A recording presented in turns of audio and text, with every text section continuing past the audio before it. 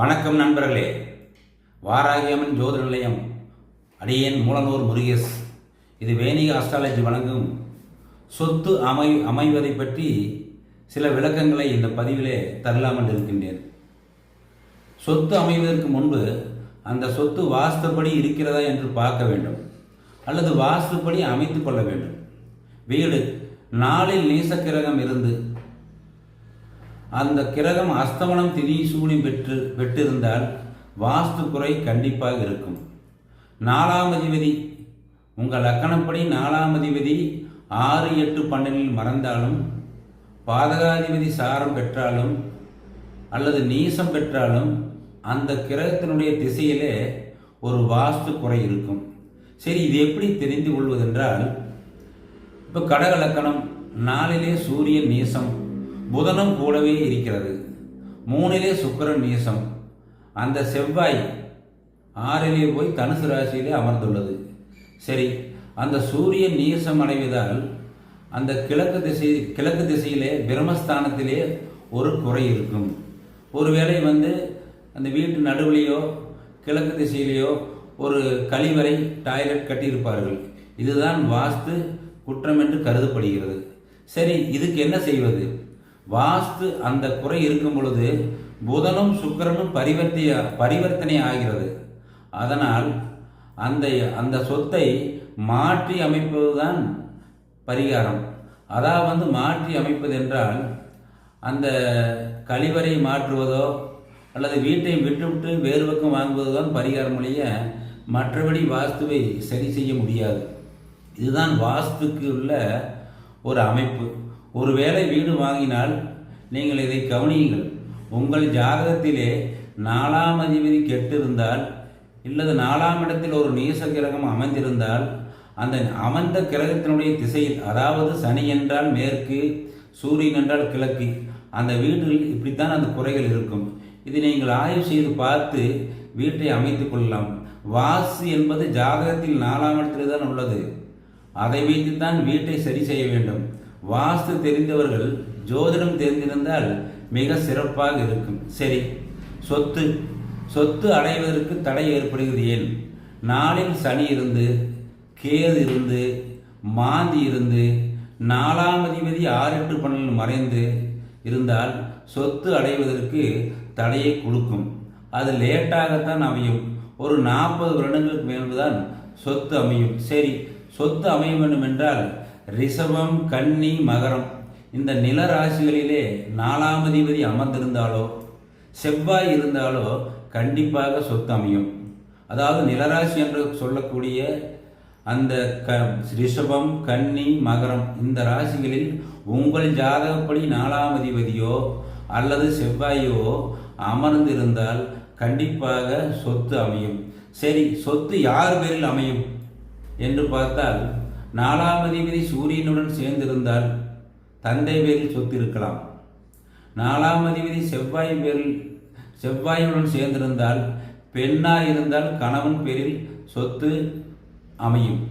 இப்போ 4ஆம் அதிபதி சுக்கிரனோடு சேர்ந்திருந்தால், அந்த ஆணாக இருந்தால் மனைவி பெயரில் சொத்து வாங்க வேண்டும். 4ஆம் அதிபதி சந்திரனோடு சேர்ந்திருந்தால், இல்லை 4ஆம் அதிபதியை போய் சந்திரன் 4இல் இருந்தால் தாய் பெயரிலே சொத்து அமையும். இந்த குரு சம்பந்தப்பட்டால் குழந்தை பெயரில் சொத்து அமையும். சனி சம்பந்தப்பட்டால் சித்தப்பா இவர்கள் பெயரில் சொத்து அமையும்.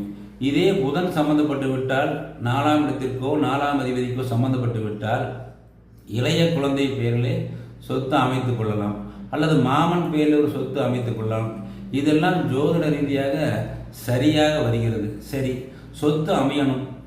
ஜாதகர் வெளியூரில் இருக்கிறார். ஒன்று தெரிந்து கொள்ளுங்கள், 4ஆம் அதிபதி கெட்டு 12ஆம் அதிபதி வலுத்தால் என்றால் 5, 9 போய் இருப்பது, இல்லை உச்சமடைவது, வர்க்கோத்தம் அடைவது, இதெல்லாம் தான் வலுக்கிறது, பலம் பெறுதல்னு அர்த்தம். இப்போ 4ஆம் இடம் திரிசூனியம் ஆகி அந்த 12ஆம் இடம் நல்லா இருந்தால் அவருக்கு வெளியூரில் தான் சொத்து அமையும், உள்ளூரில் அமையாது. வெளியூரில் போய் வாங்கும் பொழுது அவருக்கு சிறப்பை கொடுக்கும். 4 அதிபதியோ 12ஆம் அதிபதியோ சேர்ந்திருந்தாலும் வெளியூரில் சொத்து அமையும். 4ஆம் அதிபதியோ 11ஆம் அதிபதியோ சேர்ந்திருந்தால் அவருக்கு வெளியூரில் சொத்து அமையும். இதுதான் உள்ளூரில் சொத்து வாங்கலாமா வெளியூரில் சொத்து வாங்கலாம் என்று கேட்கும் பொழுது வாடிக்கையாளருக்கு ஜோதிடர்கள் சொல்ல வேண்டிய முக்கியமான கருத்தாக இருக்கிறது. இதுதான் உண்மையில் நடக்கும். சரி, மெயின் ரோட்டில் சொத்து இருக்கணும்னு நினச்சா என்ன இருக்கணும்? மெயின் ரோட்டில் சொத்து இருந்தால் நாளில் ராகு இருந்தால் மெயின் ரோட்டில் சொத்து அமையும். ஒரு பாலத்துக்கு அருகில் அமையும். இப்படித்தான் இருக்குது. நாளில் ராகு கேது இருந்தால் மெயின் ரோட்டில் சொத்து அமைவது மிக சிறப்பு. சரி, மாடி வீடு கட்ட வேண்டும். எப்படி பார்க்கறது? நாளில் சூரியன் இருந்தால் மாடி வீடு தான் கட்ட வேண்டும். 4ஆம் அதிபதியோ 11ஆம் அதிபதியோ 12ஆம் அதிபதி தான் மாடி வீட்டை குறிக்கிறது. இப்போ நாளில் சூரியன் இருந்து 4ஆம் அதிபதி போய் 11ல் இருந்தாலோ 4ஆம் அதிபதி போய் 12ல் இருந்தாலோ சொத்து மாடி வீடு கட்டுற யோகம் அந்த ஜாதகருக்கு உண்டு. சுக்கிரன் தொடர் பெற்று விட்டால், சுக்கிரன் பார்வை பெற்று விட்டால் அந்த ஜாதகர் அழகான வீடு கட்டுவார் என்பது நிதர்சனமான உண்மை. சரி, வாடகை வீட்டில் குடியிருப்பவர்கள் யார்? நாளில் சனி, நாளில் கேது, 4ஆம் அதிபதி 6, 8, 12 மறைந்து இருந்தாலும் அவர்களுக்கு சொந்த வீடு இருந்தாலும் வாடகை வீட்டில் தான் அவர்கள் குடியிருப்பார்கள். இதில் எந்த மாற்று கருத்தும் இல்லை. வீட்டை இடித்து ஆல்ட்ரேஷன் செய்யணும்னு கேட்குறாங்கன்னா அந்த 4ஆம் அதிபதியோ 8ஆம் அதிபதியோ நாளுக்கு சனி தொடர்போ செவ்வாய் தொடர்போ இல்லாமல் வீட்டை ஆல்ட்ரேஷன் செய்ய முடியாது. இதுதான் உண்மை. 4ஆம் அதிபதி சனி அல்லது நாளிலே சனி, நாளிலே கேது அல்லது பார்த்தீங்கன்னா 4ஆம் சனி செவ்வாய் சேர்ந்திருந்து அந்த இடத்தை பார்த்தாலும் வீட்டை இடித்து தான் கட்ட வேண்டும். சரி, இதெல்லாம் செய்யும் பொழுது எந்த திசாபுத்தி நம்மளுக்கு கை கொடுக்கும் என்றால் 2, 4, 5, 8, 12 2ஆம் அதிபதி திசையோ 4ஆம் அதிபதி திசையோ 5ஆம் அதிபதி திசையோ 8ஆம் அதிபதி திசையோ 12ஆம் அதிபதி திசை நடக்கும் பொழுது அந்த வீடு சொத்து கண்டிப்பாக அமையும். சரி, ஒரு வீடு சொத்து வாங்கியாச்சு, அரசு கையகப்படுத்துது என்றால் அதற்கு ஜாதக அமைப்பில் எப்படி வருகிறது என்றால் 4ஆம் அதிபதி 6, 8ல் பாதகாதியுடன் சேர்ந்திருப்பது, இல்லை இவற்றுடன் சூரியன் ராகு திதிசூனியமாயிருப்பது, செவ்வாய் 6, 8, 12 இருப்பது. இந்த ஜாதக அமைப்பு உள்ளவர்கள் சொத்தை அரசாங்கம் கையகலப்படுத்தும் என்பது உண்மை. இந்த அமைப்புள்ளவர்கள் இந்த ரோடு பேஸ்லேயோ இல்லது அரசு சார்ந்த இடத்துலையோ வீடு சொத்து அமைப்பது மிகப்பெரிய சிரமத்தை கொடுக்கிறது. வாடகை குடியிருப்பவர் வீட்டை வாங்க முடியுமா? பாருங்கள், வாங்க முடியும். ஒருத்தர் வாடகை வீட்டில் குடியிருக்கிறார் என்றால் அந்த வீட்டையே வாங்கக்கூடிய அமைப்பு எப்படி இருக்கும்? 4ஆம் அதிபதி போய் 2ஆம் அதிபதியுடன் சேர்ந்தாலோ 2ஆம் அதிபதியின் சாரத்தில் இருந்தாலோ 11ஆம் அதிபதியின் சாரத்தில் இருந்தாலோ இல்லது 11ஆம் அதிபதியுடன் சேர்ந்திருந்தாலோ 6ஆம் அதிபதியுடைய நட்சத்திரத்தில் இருந்தாலோ இல்லது 6ஆம் அதிபதியுடைய சேர்ந்திருந்தாலோ அவர் வாடகைக்கு குடியிருந்த வீட்டை வாங்குவார்.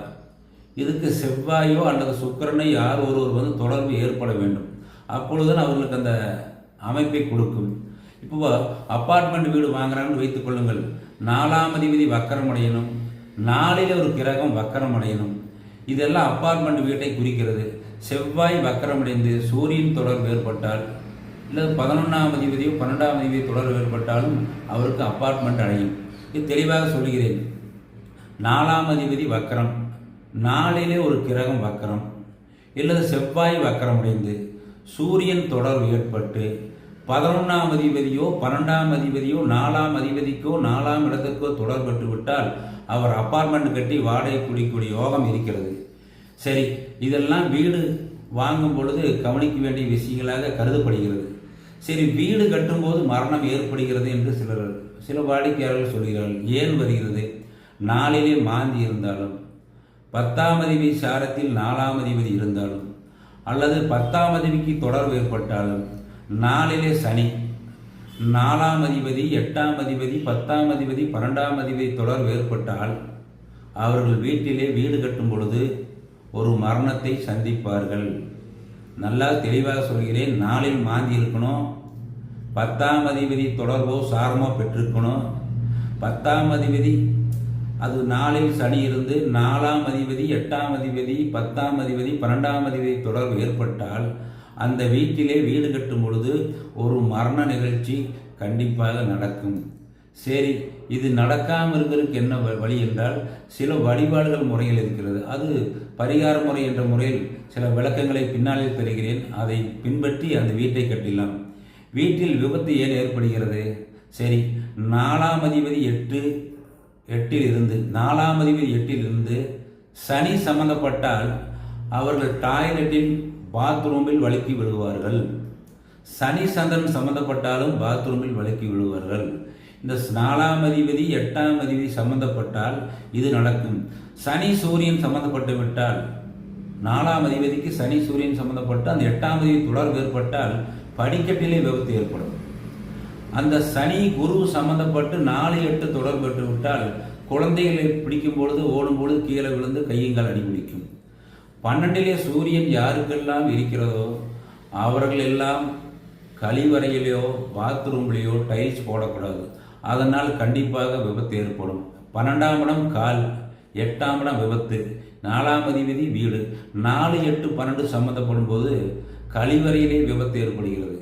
இதுதான் இந்த ரீதியாக 12லே சூரியன் இருந்தாலோ 8ஆம் அதிபதி 4 தொடர்பட்டாலோ இந்த கழிவறையிலெல்லாம் டைல்ஸ் போடக்கூடாது என்பது நிதர்சனமான உண்மை. சரி, இதெல்லாம் பார்த்தாச்சுங்க. வீட்டில் திருட்டு போகுமா? போகும். அது யார் எந்த அமைப்பு இருந்தாலும் திருட்டு போகும். 4ஆம் அதிபதி 6 சம்மந்தப்படணுங்க. 4, 6 தொடர்போடு இருக்கணும். 4, 6, 8 தொடர்பு இருக்கணும். 4ஆம் அதிபதி 6ஆம் அதிபதி 8ஆம் அதிபதி தொடர்பு சனி செவ்வாய் தொடர்பு இருந்தால் கண்டிப்பாக வீட்டில் திருட்டு போகும்.